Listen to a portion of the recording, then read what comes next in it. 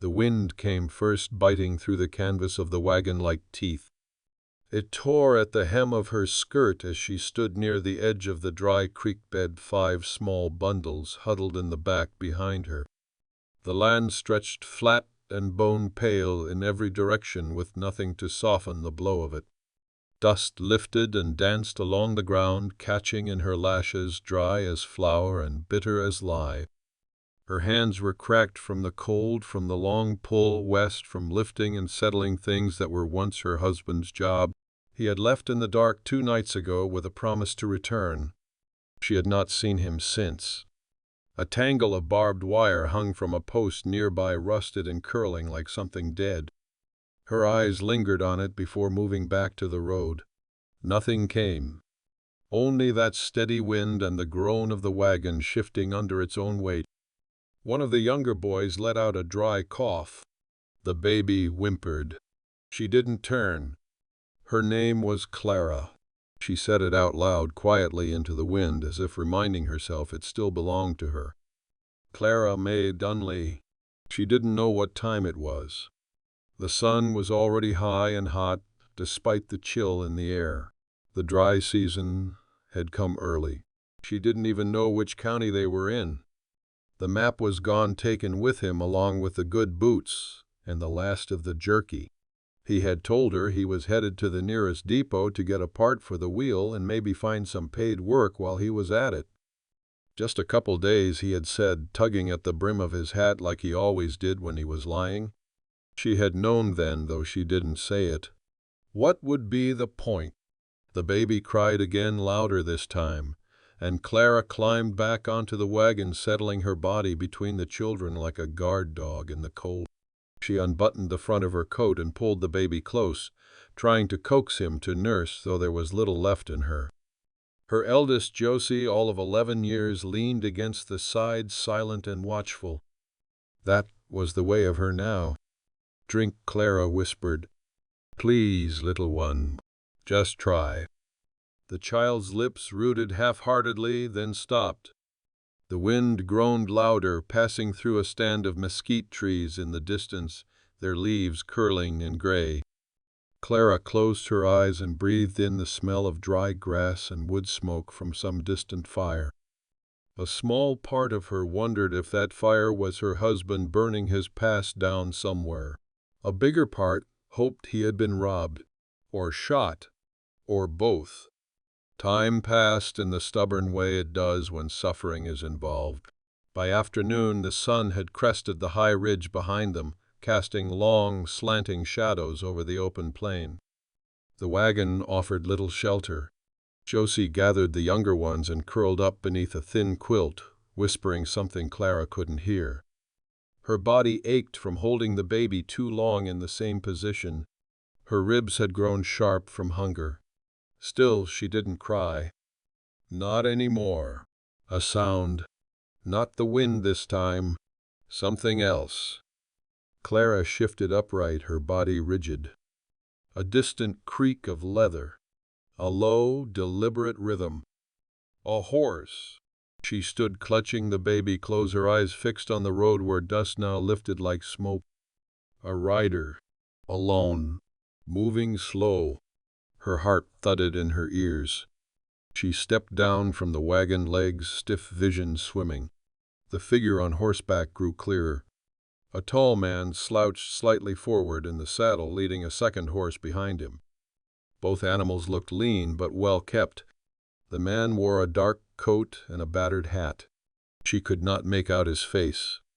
He stopped 30 feet away. Neither of them spoke at first. The wind passed between them like a whispering thing. His eyes moved from her to the children, then back again. Clara felt her breath catch. He looked like he had been expecting to find someone but not her. "You broke down?" he asked finally. His voice was low, rough with disuse. Clara didn't answer. She stared at him a long moment, then said, "Left." He nodded once, like he understood more than she'd said. His eyes didn't waver. "Got a place up north a ways?" "Not much, but enough." "You got food?" "No." "You got people nearby?" No. He looked toward the children. The baby let out a sharp, pitiful cry. The man shifted in his saddle, then reached into his coat and pulled something small from an inner pocket. A biscuit, hard and dark as stone, but food. He tossed it gently onto the wagon seat. You got a name? She hesitated. Clara. He gave a slow nod, tugging the brim of his hat lower. Name's Eli. I don't take folks in, not as a rule, but this ain't no place for children to die. She didn't thank him. Not yet. She didn't move. He gestured toward the second horse. Can you ride? Clara looked down at her body, tired, hollowed out, but not broken. Yes, she said. The ride north was long and quiet, with only the creak of leather and the rhythmic clop of hooves to mark the passing time. Claire rode with the baby pressed to her chest beneath her coat, his small weight nearly forgotten under the larger burden of hunger and cold. Eli had lifted the older children into the wagon bed of his mule-drawn cart, plain boards and burlap sacks with 2 dented tins of beans clanking at their feet, and tied the broken wagon to the rear. They moved at a slow, scraping pace over uneven ground. The sky turned pale with late daylight, the color of ash and thinning clouds. Far off the mountains looked like the backs of sleeping animals, slumped and unmoving. Clara's legs trembled in the stirrups. Her thighs burned with the unfamiliar posture, but she didn't complain. She didn't speak. Neither did he. Eli rode ahead, his shoulders wide under the coat, head bent slightly into the wind. From behind, he looked older than she first thought, weather-beaten, maybe 45 or closer to 50, with a stiffness in the way he held himself like an old injury that never quite healed. They crested a rise just as the last of the sun burned out along the edge of the land. Below lay a basin ringed with sparse trees and dry grass. Near the center, a small house stood, low-roofed and squared off with a stone chimney coughing out a ribbon of smoke. No curtains in the windows, no fence, no welcome. But it was shelter. Eli dismounted first, then walked to her horse and reached up to steady her. She flinched without meaning to. He paused, eyes on hers. Easy, he said. Just your leg.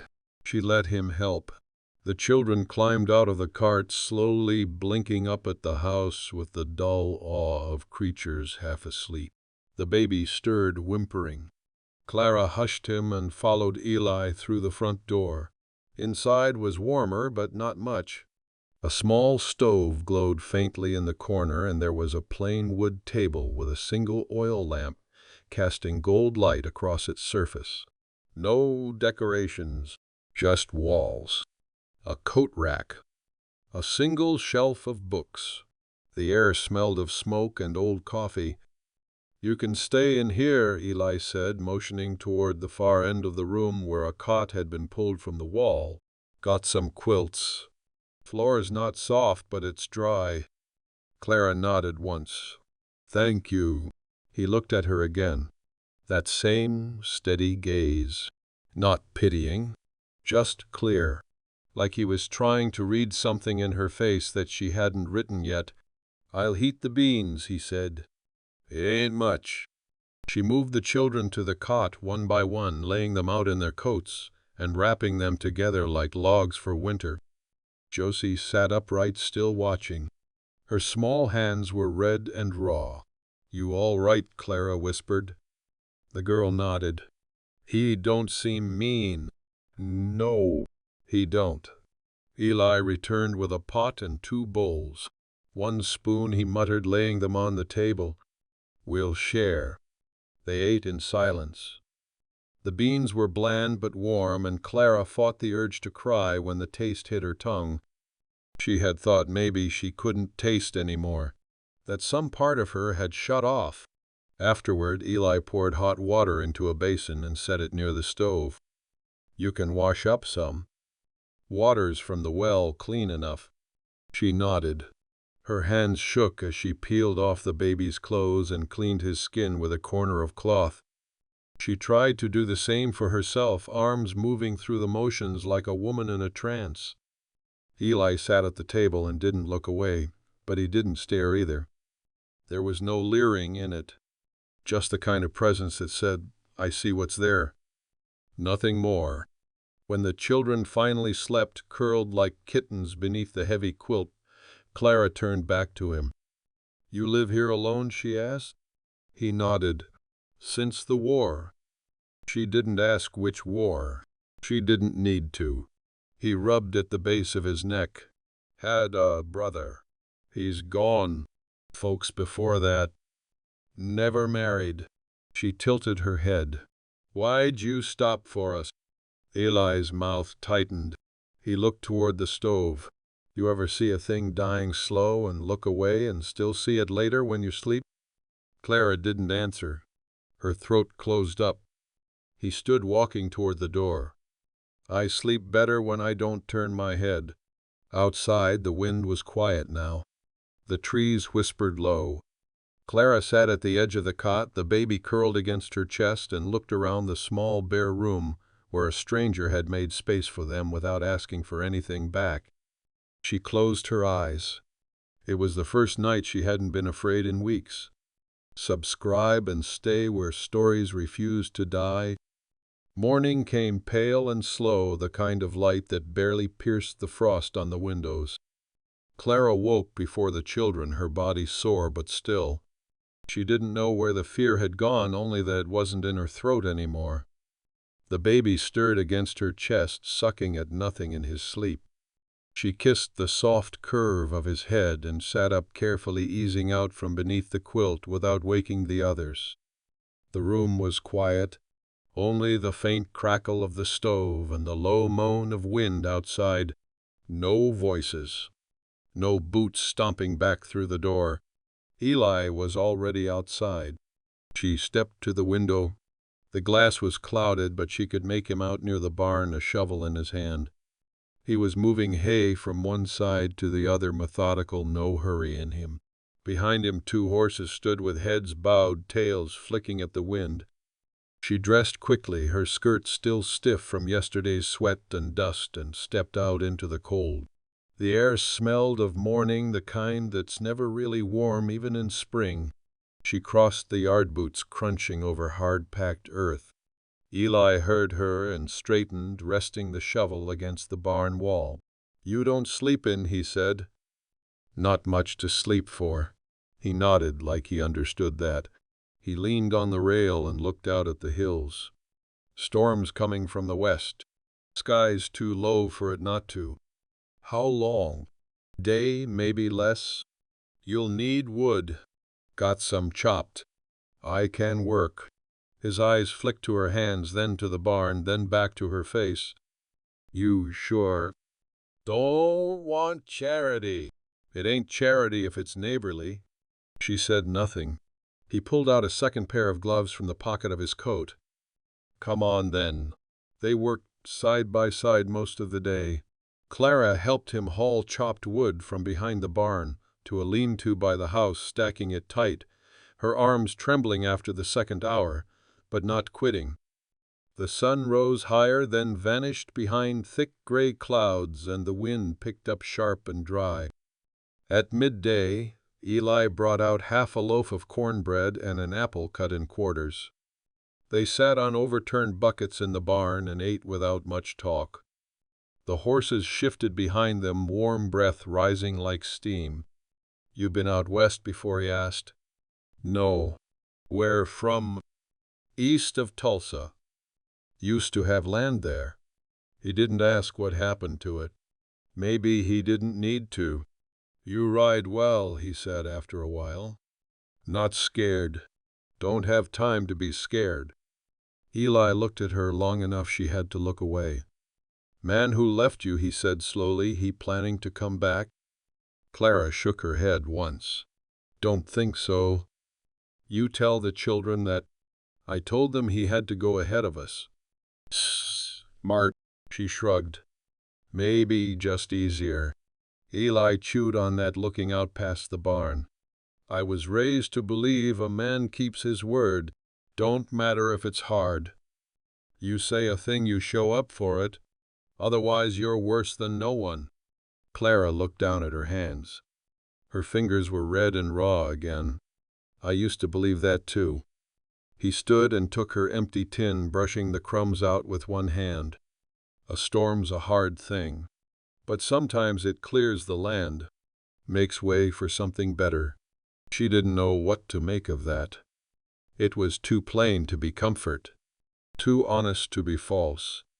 That night, after the children were asleep again and the fire was burning low, Clara sat at the table sewing a tear in Josie's sleeve. Eli read from a book near the stove, one hand resting on the spine like it was something precious. "Do you want us to leave after the storm?" she asked, not looking up. Eli closed the book but didn't answer right away. The silence stretched long and low between them. "I don't take in strays," he said finally, "but I take in good hands." Clara glanced at him. "That what we are?" "Could be," he said. "If you want to stay and make it honest, you offering me work, I'm offering you use of the land, a roof. Maybe more if we learn to trust each other." Her heart jumped in a strange way, not out of fear, but the ache of not knowing whether hope would help or hurt. She nodded once. "All right." He nodded too. Outside, the wind began to howl. The storm hit before dawn. Wind slammed into the walls like fists, and the sky poured out dust and grit and needles of half-frozen rain. The house groaned but held. Eli rose before the others and stoked the fire to life, its glow stretching across the floorboards like a warm hand. Clara sat with the baby rocking slow on the edge of the cot. He was quieter these days, sleeping heavier now that food came regular and shelter wasn't just hope. Josie stirred, then woke, blinking at the window. The younger ones huddled close, still warm from sleep, their small bodies draped over one another like pups in a den. By breakfast, the house smelled of coffee and fried salt pork. Eli had laid out a small spread, leftover beans, day-old biscuits, and 2 fresh eggs he'd found in the co-op. "And didn't blow away," he said dryly. "Must be a stubborn one." They ate at the table, all of them passing the food around like something holy. No one spoke until they were full. That afternoon, while the wind screamed and tore outside, Clara helped Eli patch a leak near the chimney. They worked close together, shoulders brushing now and then, neither of them mentioning it. She held the ladder as he hammered a tin scrap over the gap, rain dripping down his coat and into the collar. "You always live this far out?" she asked over the sound. "Since I buried my brother. Couldn't stand the town after that." "What happened to him?" Ellie paused. "He wanted to be a preacher. Got caught stealing a horse to feed a widow and her boys. They hung him before I could ride back and explain." Clara swallowed hard. Eli came down the ladder, water running from the brim of his hat. He met her eyes. This land was his. "I've been trying to make it mean something ever since." She looked out over the field beyond the barn, where trees bent in the wind like old men. "Maybe you are." He glanced at her, then said, "You got people back east?" "No one left." "What about your folks?" "Father died of fever when I was 16. Mother married a man who liked the bottle better than his own name. I left before she did." He didn't ask how. They stepped back into the house, dripping and quiet. The children were gathered near the stove, drawing pictures in the ash that fell along the hearthstone. Josie looked up as Clara entered and gave a soft smile. It was the first one in weeks. That night after supper, Eli showed her the root cellar. It was dug into the far side of the barn, hidden under an old tarp and a pile of broken tools. The stairs were steep, the air cool and still. Shelves lined the walls, jars of beans and pickles, sacks of cornmeal, and flour rows of canned peaches darkened with time. "Started putting this up 4 winters ago," he said, lighting a lantern. "Didn't know who I was saving it for." Clara ran a finger along one jar. The glass was dusty but whole. "You've been waiting a long time," she said. He looked at her then, the lantern's glow catching the lines near his eyes. Wasn't sure what I was waiting for. Maybe just for the ache to stop. And does it? Sometimes. They climbed back into the barn. The storm had quieted some. Only a steady patter now, as if the sky had tired of being angry. In the house, the children were already asleep. Clara lit a candle and sat near the window, watching the fields breathe again under the weight of rain. Eli stood beside her. "You could build something here," he said softly. "Not just get by, but live, grow things, raise animals, raise them." She looked at him, really looked, and saw the quiet offering behind the words. "I don't know how," she admitted. "I don't know how to trust it yet." "You don't have to. Not now." He didn't touch her, didn't move closer, just stood there with his hat in his hands and the storm fading behind him.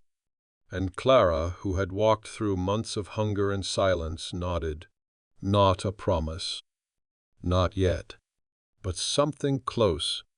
The days that followed were wet and bitter. Rain came down steady for 2 more nights, then turned to sleet, then frost. The world outside dulled to the color of tin, and the ground hardened like stone beneath the wagon wheels and hooves.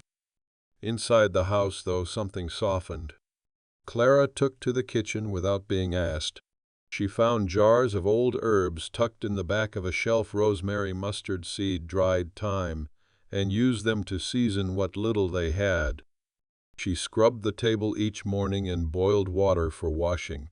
The children began to play again. Josie even laughed once when Eli made a joke about the mule's breath smelling better than his own.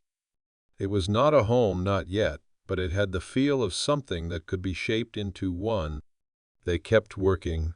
Eli taught Clara how to hitch the draft horse to the plow, how to repair the leather harness with wire and stubbornness. She watched him mend a fence with quiet patience, the muscles in his back shifting under his shirt as he drove each nail like he meant it to hold forever. He spoke in short sentences, slow and deliberate. Clara spoke less, but listened more. Sometimes, when the children were down and the fire was low, they would sit at the table across from one another, her with mending in her lap, him with a book or a carving knife. Those were the hours that changed things, not with words or touch, but with the space left open between them. A space that didn't need filling. One evening she found him in the barn, standing near the wall with a small box in his hand. "Was looking for nails," he said, not turning. "Found this instead." He opened it and held it out to her. Inside were letters, old, creased, and yellowing, bound with a blue ribbon. She took one and read the first few lines. The writing was uneven, like it had been done by a young boy trying to sound older than he was. "They're from my brother," Ellie said. "Wrote to me after he joined the Union Army. He was 16. Lied about his age." Clara looked up. "He wrote often. Every month. Until he stopped."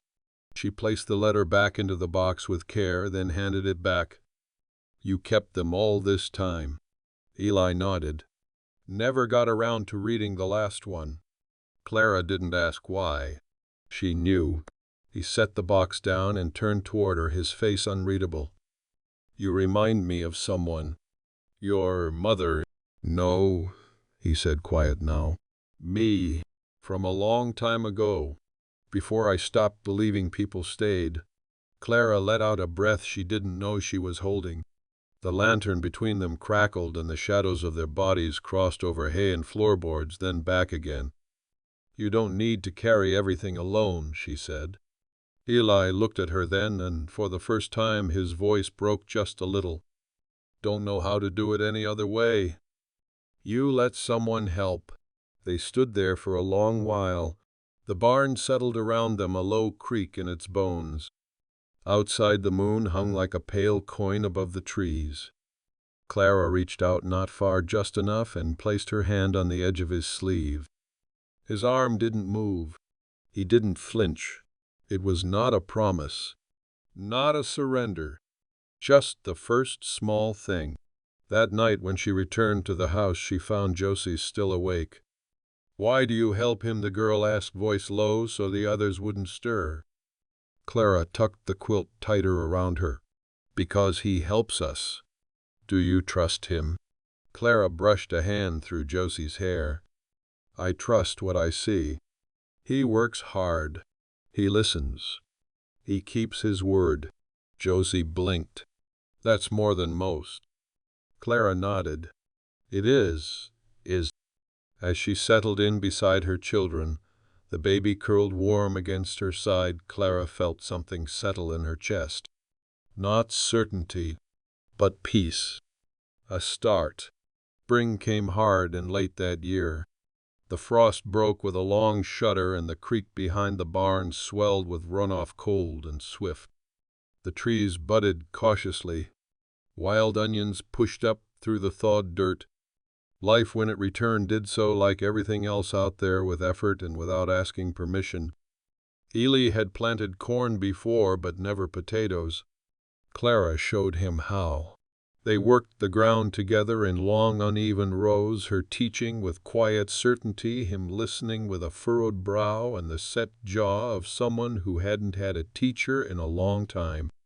Josie helped, too. The boys pulled weeds and carried seed sacks, running between furrows with muddy feet and loud voices. The baby rode on Clara's hip or napped in the shade of a feed sack. It wasn't easy, but it was something close to purpose. Something more than just getting by. Ely fixed the roof of the storage shed.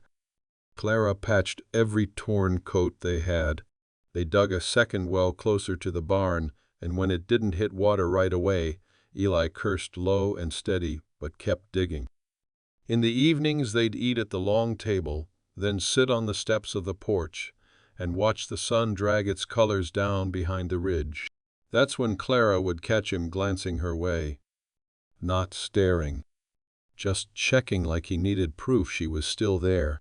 She always was. But peace has a way of drawing attention. One day, just after noon, a rider came up the road. Dust in the distance at first, then a horse, then a man on that horse with a slouch and a lean that made Clara's stomach drop. He didn't bother to dismount. Just pulled the reins up at the fence and looked at her. Clara. Her hands went cold. Josie froze where she stood. The man looked thinner than before, less sure of himself, but his eyes were the same, quick, darting, always watching for a way out. "Thought you'd be dead by now," he said. Smiled like he was joking. "But I guess you landed on your feet." Ely stepped onto the porch behind her. He didn't say anything at first. Just stood there, one hand resting on the doorframe, watching. The man looked him over. "That your new one, he keeping you fed or just warm?" Clara didn't answer. The man leaned forward in the saddle. "Look, I made a mistake. You know that. I got caught up in something. Got robbed. But I came back, didn't I? That means something." "You took the horse," Clara said. "I needed to get out. You left us there to starve. I was gonna send help. You think I didn't think about you every—" Eli stepped off the porch. Not quick. Not with heat. Just a slow, sure walk to the edge of the yard. "You need to ride on," he said. His voice wasn't loud, but it carried. The man looked down at him, a sneer rising. "Who the hell are you?" "Doesn't matter. You got no right to speak for her." "I ain't speaking," Eli said. "I'm telling you." The two men stared at each other. The wind moved through the grass, slow and dry. Clara stepped forward, her voice firm. "You left. I buried what we had on that plane. Now ride." He looked at her a long time. Something in his face cracked some last grasp at pride. He sniffed, shifted in the saddle, and spat into the dirt. "You ain't worth the trouble." He turned the horse and rode off without another word. The dust took a long time to settle. Clara didn't speak. Ellie didn't either. They just stood side by side as the road emptied again. Later, when the sun was low and the children were inside, Clara sat on the porch alone. Eli joined her after a while, quiet as always. "You didn't have to do that," she said. "I know. But you did." Eli scratched at the side of his neck. "Some folks need to be told when they've lost something good." She looked down at her hands, calloused and strong. "I'm not sure what I am to you yet. You're here. You stayed. That counts." She turned to him slow. "And you gonna stay if I let you in?" "I don't leave what I plant," he said. She didn't smile, but she reached out and took his hand. That night the house held something new. Not heat, not noise, just belonging. By early summer the land had started to forgive them. Corn shot up in thick green stalks. The potato plants bloomed with small, pale flowers. The garden behind the house overflowed with squash vines and beans curling up hand-built stakes. Clara's hands stayed busy kneading bread, drying herbs, scrubbing the children's clothes until they smelled like sun and wind. They kept to their rhythm. Mornings in the field, midday in the shade, evenings with sore backs and full bellies. And in between all that, something deeper settled between Clara and Eli, slow and without ceremony. Not spoken, just known. He'd fix the latch on the barn door and she'd bring him water before he asked. She'd haul a sack too heavy for her shoulders, and he'd take it without saying a word. They moved like people who'd been beside each other for years. One night after supper, Eli brought out a carved box. Small, smooth, handmade. "This was my mother's," he said, setting it gently on the table. "She kept her wedding band in it after my father died." Clara looked up, unsure why he was showing it to her. Eli opened the box. Inside, resting in a fold of linen, was a simple silver ring. The surface was worn soft from use. "She gave it to me before the war," he said. "Told me to wait till I was sure." Clara's breath caught. "I've been sure for a while now," he said. "But I know you've had too much taken from you to be rushed." He slid the box across the table.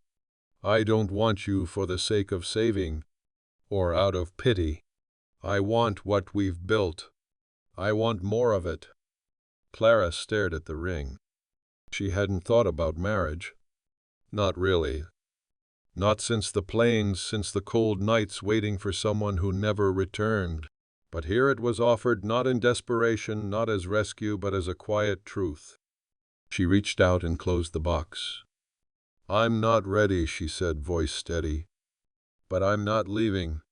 And I won't run from it when I am." Eli nodded once. "That's enough." And it was. Weeks passed. The harvest came early and generous.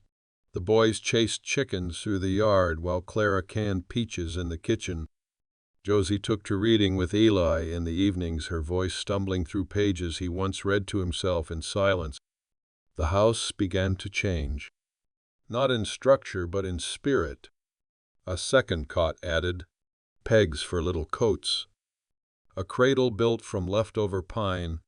It wasn't until the leaves began to turn gold that Clara found herself standing in the yard, hands on her hips, watching the smoke rise from the chimney and the children run wild and loud, and thought, "This is mine.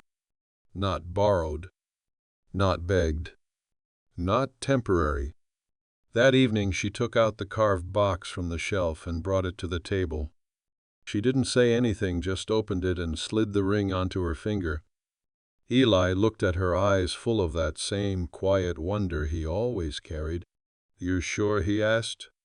"I am," she said. "And I want to build this for good."